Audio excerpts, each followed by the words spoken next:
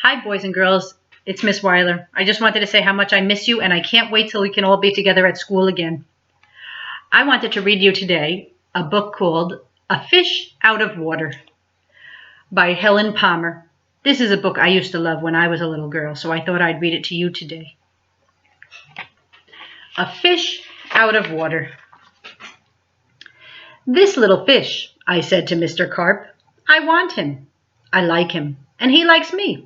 I will call him Otto. Very well, said Mr. Carp. Now I will tell you how to feed him. Then Mr. Carp told me, when you feed a fish, never feed him a lot. So much and no more, never more than a spot. Or something will happen, you never know what.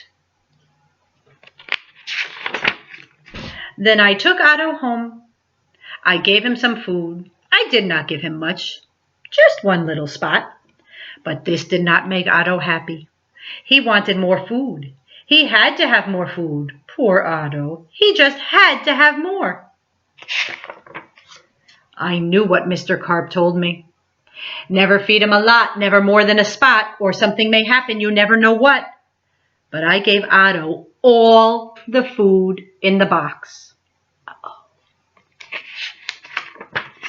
Then something did happen. My little Otto began to grow. I saw him grow. I saw him grow and grow. Soon he was too big for his little fish bowl.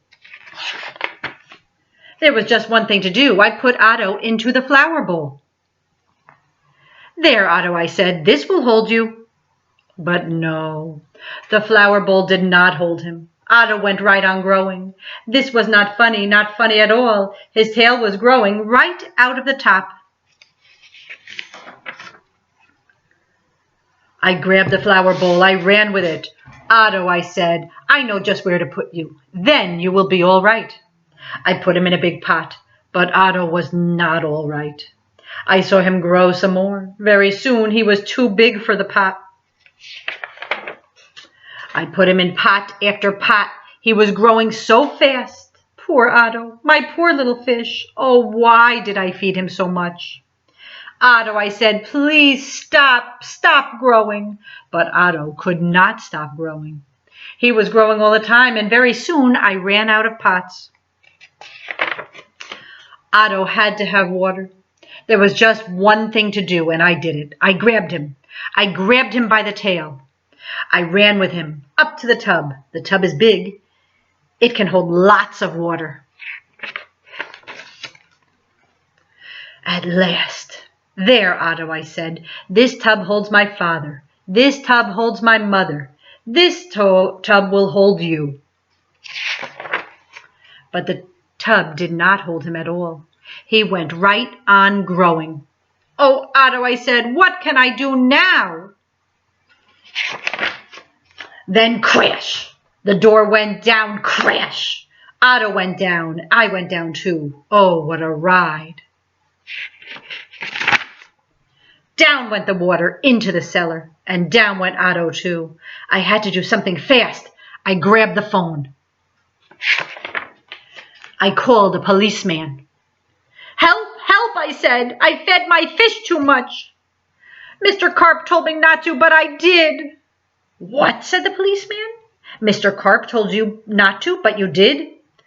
Too bad. I will come at once. The policeman came. My fish went that way, I said. He is down in the cellar. The policeman ran down with me. What a fish! He is much too big to keep in the cellar. We will have to get him out. We had to work and work to get Otto out. Poor Otto.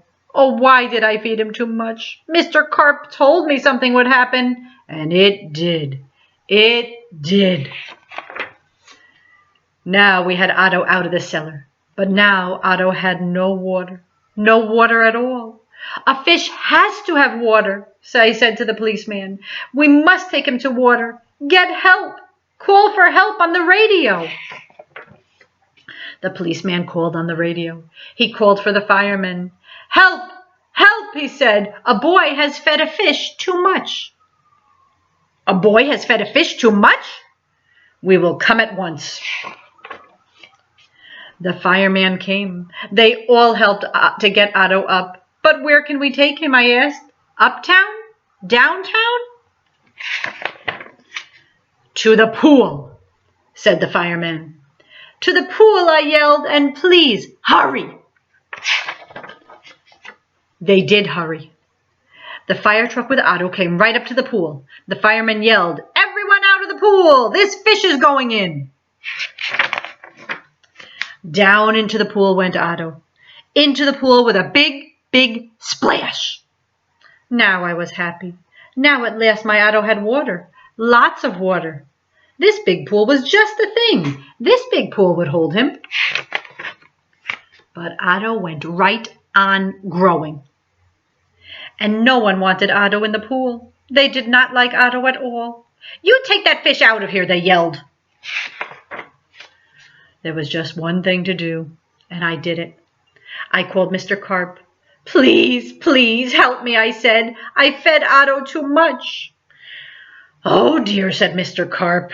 "So you fed him too much. I knew that you would. I always say don't, but you boys always do. Yes, I will come." Then Mr. Carp came. He had a black box in his hand. He had a lot of other things, too. "What are you going to do, Mr. Carp?" I asked him. But Mr. Carp said nothing. He just went right up to the pool. He took his black box with him, and all the other things, too. Splash! Mr. Carp jumped into the pool. Splash!